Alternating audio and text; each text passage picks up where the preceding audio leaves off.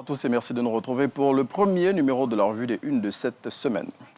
Le PDCI-RDA et le PPACI ont suspendu leur participation à la commission électorale indépendante.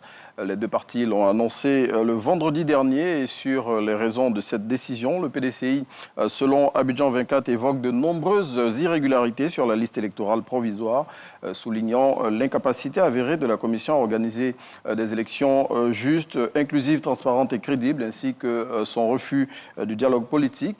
Et quant au PPACI, sa décision est motivée par son refus de cautionner un processus électoral qui, à l'en croire, porte déjà les stigmates de l'exclusion, de la fraude et de la manipulation. Et pour tout savoir sur les implications de cette décision, il faut lire le numéro de ce jour d'Abidjan 24.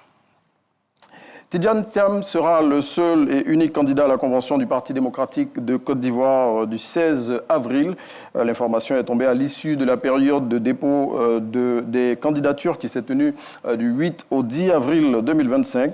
Et avec cette situation, plutôt, le président du PDCI est assuré d'être désigné comme candidat du parti à la présidentielle d'octobre 2025, car c'est à cette convention que le choix de celui-ci sera fait. À noter que l'ancien ministre du Commerce, Jean-Louis Billon, n'a pas déposé de dossier de candidature. Tenez-vous prêts pour les mots d'ordre du parti. C'est le message envoyé par Laurent Gbagbo à ses partisans ce samedi 12 avril 2025 à Dabou lors de la 3e édition de la fête de la Renaissance.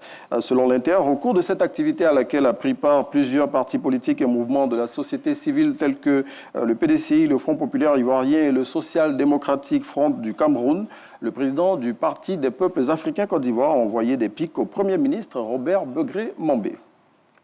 Et justement, le Premier ministre Begré-Mambé a réagi aux propos du président du PPACI qui affirme l'avoir évincé de la présidence de la commission électorale indépendante en 2010 en l'accusant d'avoir inscrit frauduleusement 400 000 personnes sur la liste électorale avant le début de l'enrôlement dans le cadre des préparatifs de l'élection présidentielle de cette même année. Et selon Le Jour Plus, en guise de réponse, le chef du gouvernement a dit, je cite, « Je prie pour Laurent Gbagbo car il ne sait pas ce qu'il dit ». Fin de citation.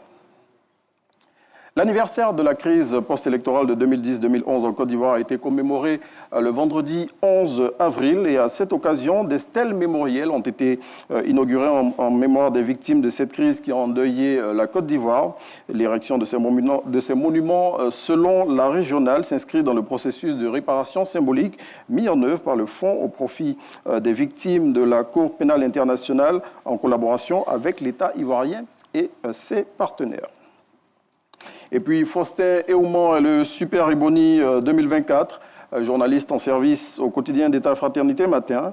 Et selon Abidjan 24, il s'est imposé par la rigueur de ses écrits et la profondeur de ses analyses. Il a également remporté le prix Ebony de la presse écrite avant de s'adjuger la distinction suprême, celle du meilleur journaliste ivoirien de l'année.